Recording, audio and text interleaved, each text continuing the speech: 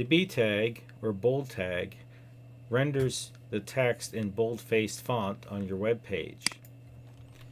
I'll show you an example. I'll say, I like cats, not dogs. Now if I render that, it writes it normally. I like cats, not dogs. But if I want to make cats bold-faced, I put the bold tag here and close it after the text that I want to make bold. So I render it, and you see it made the word cats bold-faced.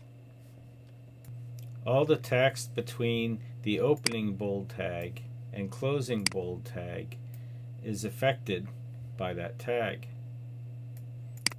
The bold tag requires a closing tag. The bold tag can have CSS properties assigned to it, which I will discuss in the CSS tutorial.